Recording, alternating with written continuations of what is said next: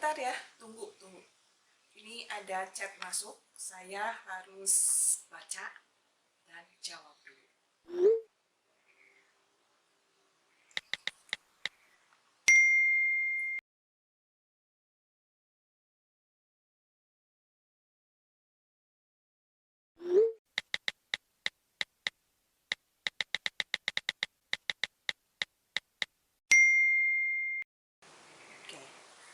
Oke, simak video berikut. Jangan lupa like, share sebanyak-banyaknya supaya informasinya tersampaikan dan jawabannya ada di situ. Dan jangan lupa subscribe. Thank you.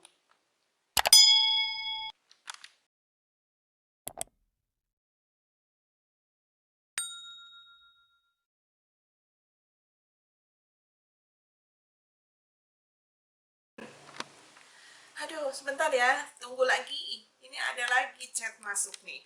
Saya jawab dulu ya.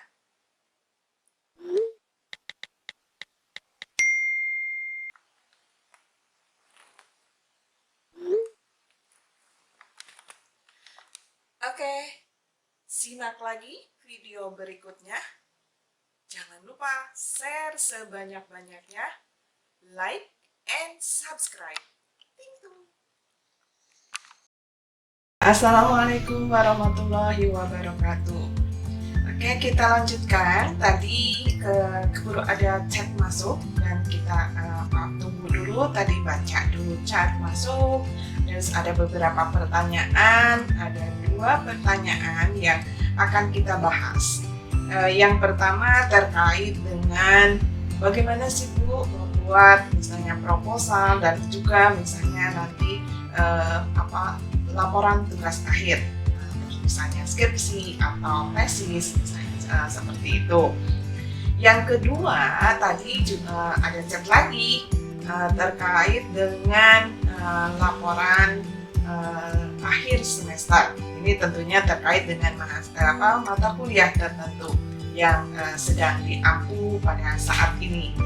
Oke, untuk itu kita akan simak baik-baik videonya. Tentunya dengan topik yang berbeda. Jadi ada 2 topik yang akan disampaikan berikut ini. Oke, simak baik-baik videonya dan jangan lupa like, subscribe, dan share ke teman-temannya supaya informasinya ini bisa tersampaikan dengan baik dan dapat dimengerti. Oke? Silakan simak videonya dengan baik.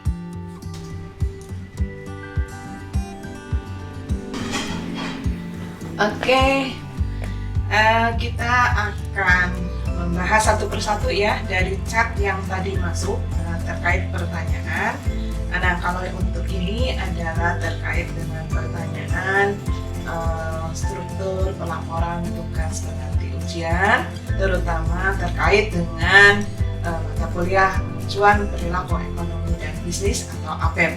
Nah, harapannya semoga ini dengan adanya video ini dapat membantu mahasiswa untuk lebih jelas lagi apa yang harus dibuat dalam laporannya, karena sebelumnya sebenarnya sudah disampaikan pada pertemuan sebelumnya. Oke, tentunya yang pertama jangan lupa kalau memang mau mencantumkan cover itu harus dibuat covernya, dan tentunya ini menyesuaikan dengan cover yang sudah ditentukan dalam penulisan ilmiah dari perguruan tinggi gitu. Dalam hal ini adalah UI ya. Nah, berikutnya adalah statement of authorship. Nah, ini harus diperhatikan karena ini akan berdampak terhadap nilai kalian jika lupa mencantumkan. Dan tentunya statement of authorship ini perlu ditandatangani oleh kalian begitu. Oke, mudah-mudahan ini jelas. Jadi tolong diperhatikan karena ini berdampak nanti kepada nilai ya. Berikutnya ada juga yang mencantumkan kata pengantar, tapi itu silahkan mau dibuat atau misalnya tidak. Tapi kalau misalnya mau membuat kata pengantar, tentunya juga harus mengacu kepada pedoman yang ada. Misalnya nanti di bagian bawah itu dicantumkan tempat dan tanggal, dan juga misalnya penulis yang bersangkutan, atau misalnya kalian, nama kalian. Oke, itu di bagian awal. Nah, sekarang di bagian isinya. Nah, di bagian isi tentunya kalian juga nanti sebelum ke isinya itu membuat daftar isi dulu. Di daftar isi ini nanti kalian mencantumkan biografi subjek. Nah, biografi subjek seperti sudah saya kemukakan, kalian kemukakan siapa subjek yang diamati dan diwawancara selama ini, begitu. Terus juga berikutnya di biografi subjek itu akan dibahas per poin. Jadi tadi biodata subjeknya dan juga profil subjek. Terus selanjutnya ada di biodata dan profil subjek. Terus kalian yang bagian keduanya biodata orang tua dari subjek, dan juga profil keluarga. Nah, mungkin di sini kalau misalnya subjek itu masih punya orang tua, baik misalnya lengkap, misalnya kalau lengkap ya biodata orang tua laki-laki, biodata orang tua perempuan juga perlu disampaikan di situ. Dan kalau misalnya kebetulan subjeknya mempunyai saudara, ya berarti biodata dari saudara subjek tersebut, gitu. Nah, atau misalnya subjek itu kebetulan mempunyai suami, mempunyai anak, ya berarti kalian juga perlu mencantumkan biodata dari suaminya, atau kebalikan ya, kalau subjeknya itu laki-laki ya biodata istrinya misalnya, terus biodata anak-anaknya, begitu. Oke, berikutnya ke poin 3, pola asuh orang tua subjek. Nah, ini sangat penting karena pola asuh orang tua akan mewarnai perilaku dari subjek atau misalnya anaknya, begitu. Nah, di sini kalian bisa mencantumkan pola asuh orang tua subjek itu seperti apa. Misalnya bisa saja kalian melihat pola asuh dari orang tua subjek itu, misalnya lebih ke otoriter, atau misalnya lebih permisif, atau misalnya di sini pola asuhnya lebih ke arah cuek, begitu. Nah, atau misalnya lebih ke demokratis, misalnya untuk dalam hal mengasuh anak-anaknya, termasuk misalnya mengasuh subjek, gitu. Oke, kita lanjut ke riwayat hidup.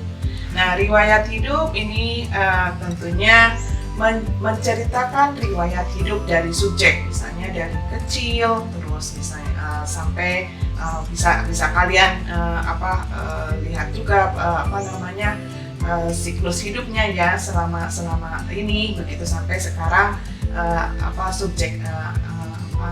seorang subjek itu sekarang ada di mana, begitu, dan menempati posisi apa sekarang. Nah, termasuk juga perjalanan pendidikannya dari berbagai level. Oke. Nah, terakhir di bab 1 terkait biografi subjek, kalian juga perlu mencantumkan riwayat pekerjaan atau riwayat usaha dari subjek. Nah, jangan lupa di sini tidak hanya mencantumkan riwayat pekerjaan atau riwayat usahanya saja, tapi juga penalaran tindakan dari pekerjaan atau usahanya. Misalnya kenapa si subjek itu memilih pekerjaan berjualan, misalnya berjualan kelontong misalnya.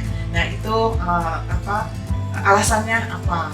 Nah, mungkin kan di situ ada berbagai alasan kenapa memilih berjualan kelontong. Atau misalnya selama pekerjaan ini subjek itu tidak hanya jualan kelontong, tapi jualan kelontong yang lama, terus sekarang misalnya pindah ke jualan online atau jualan yang lainnya. Nah, itu penalaran tindakannya juga perlu dicantumkan di dalam laporan. Itu yang bab pertama. Yang bab kedua terkait dengan nilai-nilai dan karakter subjek yang terbentuk. Nah, betul sekali ketika kalian menyajikan ada nilai-nilai, misalnya ada kejujuran, keberanian, disiplin. Tapi sebelum itu yang saya harapkan di sini nilai-nilai apa yang menjadi anutannya yang paling utama, misalnya apakah nilai-nilai agama, terus akhirnya dari nilai-nilai misalnya agama tersebut baru misalnya muncul di dalam diri subjek itu, dia mempunyai nilai mengacu kepada nilai kejujurannya, nilai keberanian atau kedisiplinan seperti itu. Atau misalnya nilai-nilai budaya yang dianutnya, dari nilai-nilai budaya atau nilai moral yang dianutnya.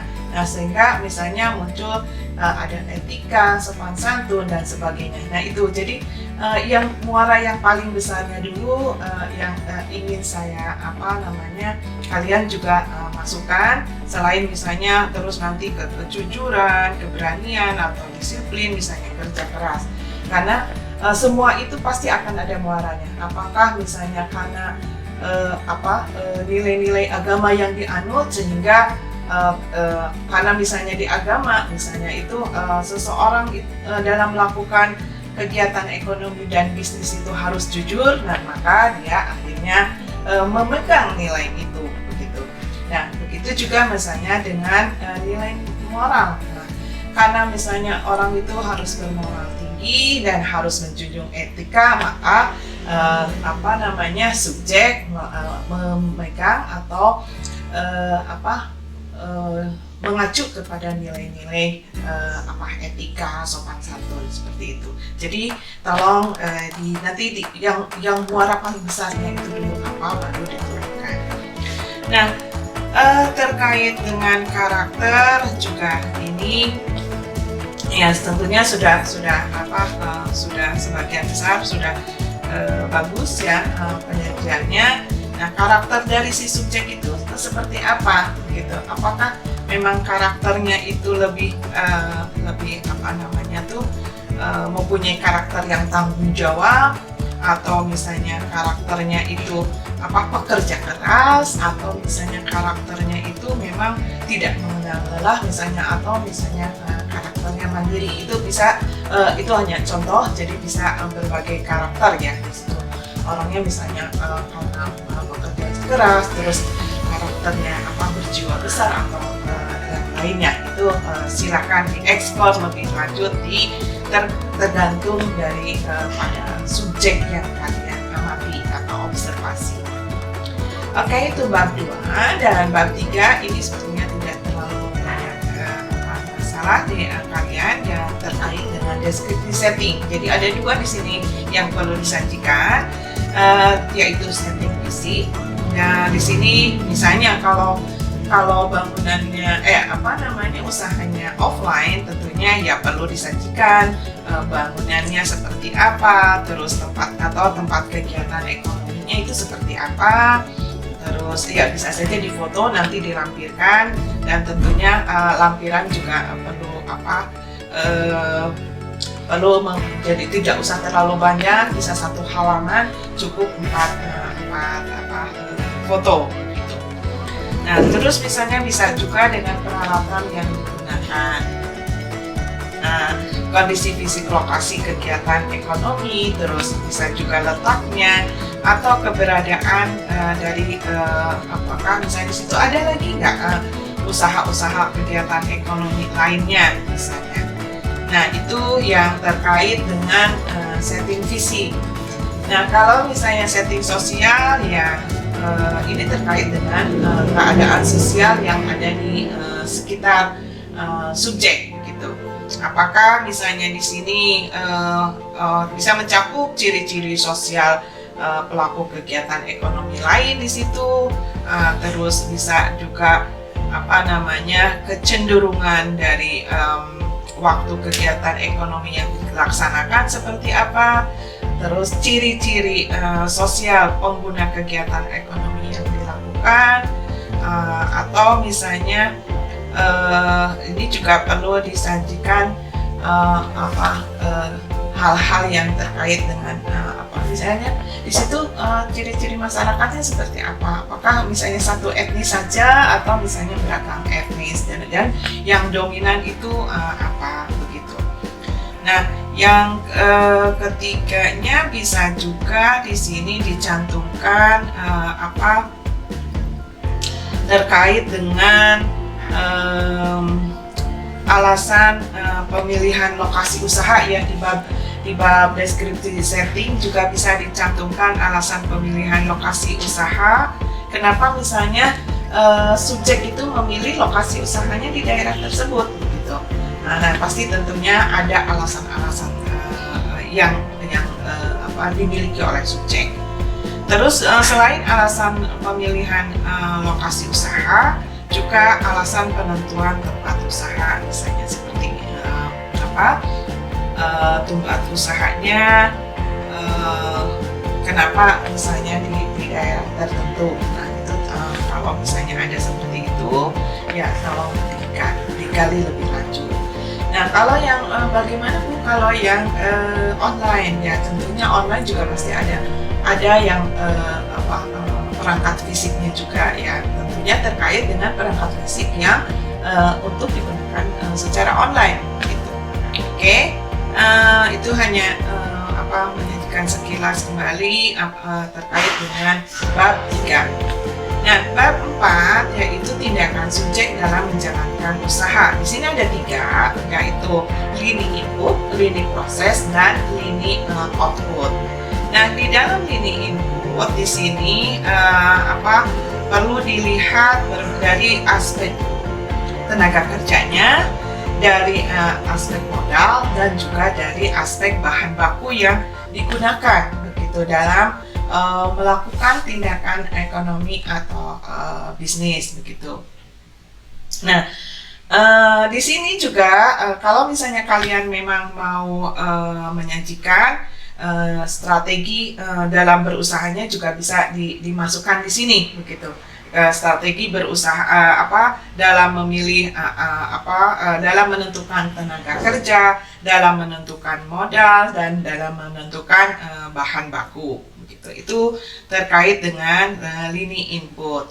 Nah, jadi di sini berbagai alasan di balik pilihan strategi dimasukkan di lini input saja, karena terkait juga tadi dengan pemilihan tenaga kerja, bahan baku, dan modal. Nah, berikutnya adalah terkait dengan proses. Nah, tentunya ini terkait dengan proses, yaitu disajikan berbagai proses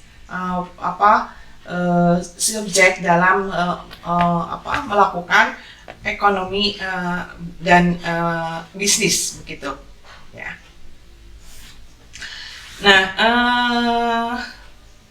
berikutnya terkait dengan lini output. Jadi lini output di sini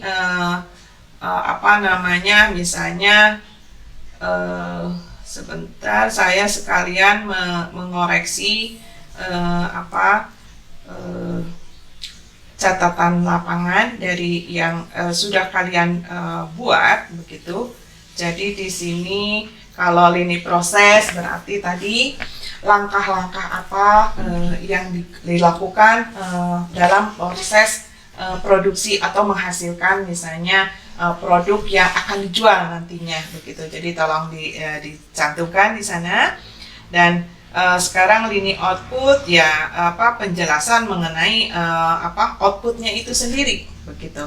Misalnya outputnya dalam bentuk kue begitu. Nah, apakah kuenya itu hanya satu jenis atau misalnya ada berbagai macam jenis seperti itu. Oke, yang tadi sudah sampai bab 4, sekarang kita ke bab 5. Jadi di sini kalian diminta untuk membuat tabulasi proses pengacuan dan acuan perilaku dari subjek. Nah, tentunya karena tabulasi, jadi membuat suatu tabel terkait ya di sini untuk mengidentifikasi pendalaman motivasi di balik misalnya alasan dari tindakan subjek begitu. Kenapa subjek memilih usaha tersebut atau memilih strategi tersebut seperti itu. Nah, tabulasi yang kalian buat yaitu dibuat dua. Yang pertama tabulasi riwayat pekerjaannya. Nah, nanti di situ ada Q&A-nya. Kalian cantumkan misalnya pertanyaan-pertanyaannya di sana, terus jawaban dari subjek. Nah, yang berikutnya adalah tabulasi pengajuan atas tindakan ekonomi dan bisnis yang dijalankan. Jadi ada dua begitu. Nah, nanti di bagian terakhir akan saya sampaikan contoh dari tabulasinya. Jadi di sini nanti misalnya mengapa subjek termotivasi merekrut karyawan yang sudah dikenal. Nah, misalnya begitu. Nanti jawabannya karyawan yang sudah dikenal biasanya lebih tidak canggung asal bekerja sehingga komunikasi dapat berjalan. Nah, seperti itu ya, misalnya Q&A-nya. Nah, itu nanti jadi terkait acuan, kalian membuat tabulasi pertanyaan terkait dengan riwayat pekerjaan, misalnya ditanyakan riwayat pekerjaannya seperti apa, terus baru dijawab, jawabannya dicantumkan begitu. Nah, kalau yang tadi yang acuannya nah, bab berikutnya, bab 6 adalah pemaknaan. Jadi di sini bagaimana subjek memaknai kegiatan atau perilaku kegiatan ekonomi dan bisnisnya, misalnya seperti itu. Nah, apakah misalnya subjek memahami atau memaknai bahwa pekerjaan yang dilakukannya itu hanya sekedar misalnya mengisi waktu luang, atau memang ini upaya misalnya untuk melakukan kegiatan sosial tapi misalnya melalui kegiatan ekonomi dan bisnis, atau memang misalnya subjek memaknai bahwa kegiatan ekonomi dan bisnisnya ini memang benar-benar sebuah bisnis yang harus dikembangkan lebih lanjut dan supaya ini berkembang lagi dan menjadi suatu perusahaan besar misalnya gitu. Itu tentunya berbeda dari masing-masing subjek. Nah, yang terakhir adalah refleksi. Nah, setelah sekian lama kalian melakukan observasi terhadap subjek, terus mengenal misalnya tadi nilai-nilai yang dimiliki subjek, terus yang dianut oleh subjek, terus bagaimana akhirnya misalnya karakternya yang ada pada subjek, dan bagaimana acuan yang dimiliki oleh subjek dan proses pengacuan sehingga subjek ini terbentuk menjadi seorang subjek yang saat ini ada dalam melakukan perilaku ekonomi dan bisnis seperti itu. Nah, tentunya di balik semua ini, semua informasi yang diperoleh ini diambil refleksinya oleh kalian sebagai pengamat begitu. Nah, itu yang coba disampaikan di sini. Refleksi apa yang diperoleh dari perjalanan subjek dalam melakukan usaha atau perilaku ekonomi dan bisnis. Oke. Nah, seperti tadi sudah dikemukakan, ini terkait dengan tabulasi. Ini contoh penyajian tabulasi di sini. Tadi ada dua ya tabulasinya, yang terkait riwayat pekerjaan, dan yang berikutnya adalah terkait dengan acuan. Nah, kalian sebutkan di sini misalnya pertanyaan yang diajukan oleh kalian misalnya terkait dengan alasan mengapa tindakan tersebut dijalankan, terus baru yang berikutnya misalnya jawaban dari responden. Nah, ini contoh tabel untuk tabulasi. Jadi tabulasi proses pengacuan, deskripsi, dan acuan yang ada di responden atau dalam hal ini adalah subjek begitu yang kalian amati. Itu sekilas mereview kembali apa yang sudah disampaikan pada waktu sebelumnya. Mudah-mudahan ini dapat membantu dalam membuat laporan akhir gitu. Nah, misalnya ada lagi pertanyaan lebih lanjut, apa ketentuan penulisan laporan akhirnya? Ya seperti laporan sebelumnya, ini tentunya mengikuti panduan penulisan ilmiah, karena ini sekalian belajar yang meskipun inti utamanya adalah diisi dari laporannya. Jadi ini karena ini bukan mata kuliah penulisan ilmiah, tapi alangkah baiknya sekalian kita menulis, sekalian juga kita mengikuti rambu-rambu atau panduan bagaimana sih penulisan ilmiah yang baik. Lanjutnya kita juga seperti tadi sudah disebutkan, harus mengikuti cover yang standar. Ini kalau UI itu Makara ya. Dan selanjutnya adalah dikirimkan soft filenya yang diunggah dalam bentuk PDF nanti, dan tidak ada batasan ketentuan maksimum jumlah halaman, tapi kembali saya tekankan yang utama adalah mengikuti poin-poin yang sudah disampaikan di daftar isi tadi, di outline. Nah, berikutnya adalah ini formatnya font 12 Times New Roman dengan jarak spasi 1,5. Nah, tadi sudah disampaikan kalau ada foto itu dimasukkan di dalam lampiran, ya maksimum 4 foto dalam satu halaman. Nah, tadi sudah disampaikan statement of authorship itu wajib, dan kalau misalnya tidak dicantumkan itu akan kena penalti, skornya dikurangi 50%. Gitu. Nah, penulisan nama file ini tolong diperhatikan. Jadi kode kelasnya, terus namanya, nama mahasiswa bukan nama saya ya. Dan terus ada LAS, misalnya seperti ini, AP misalnya 10, terus namanya Emil Fatahillah, terus LAS dan PDF begitu. Semoga ini bisa jelas untuk kalian. Dan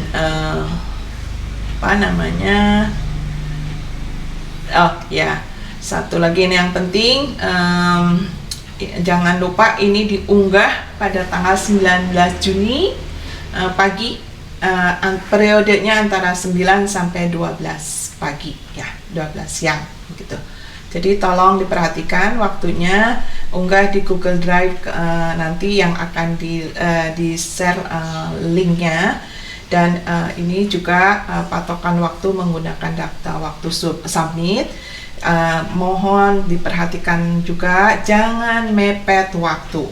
Usahakan diselesaikan laporannya dari sekarang, dan ketika misalnya submit itu sudah betul-betul submit. Jadi tidak ada lagi nanti kendala apapun. Nah, karena ini kalau keterlambatan dalam mengunggah atau mensubmit itu akan dikenakan penalti. Ini yang rugi siapa? Ya tentunya kalian sendiri. Oke, itu sekilas beberapa hal yang perlu diperhatikan oleh kalian, dan ini adalah tugas di rumah ya, bukan di kelas. Jadi tolong diperhatikan kejujuran, karena saya sangat menghargai nanti penilaian berdasarkan juga kejujuran, dan ini adalah tugas individu. Jadi dilarang keras berkomunikasi dengan orang lain. Ya, berkomunikasi dalam hal tertentu sih boleh, tapi ya saling copy paste seperti itu yang sama persis. Nah, tentunya di sini kalau ada hal yang terkait teknis lain, silakan ditulis di WAG ya, di WAG kelas, jangan japri satu-satu. Oke, apabila mengalami kendala dalam hal unggah, segera lapor dosen sebelum waktunya ditutup. Jangan nunggu waktunya selesai dulu baru dan apalagi kalau misalnya ditanya dulu baru ada informasi gitu ya. Ini Mudah-mudahan menjadi perhatian kalian, tidak hanya mengejar nilai, karena ini juga melatih kalian untuk disiplin terkait dengan waktu. Terima kasih atas perhatiannya. Silakan baca kembali atau misalnya lihat video ini supaya kalian bisa lebih jelas dalam membuat laporan akhir. Selamat menempuh ujian akhir semester, semoga sukses dan tercapai cita-citanya. Salam sehat semuanya. Saya akhiri, wabillahi taufiq wal hidayah. Wassalamualaikum warahmatullahi wabarakatuh.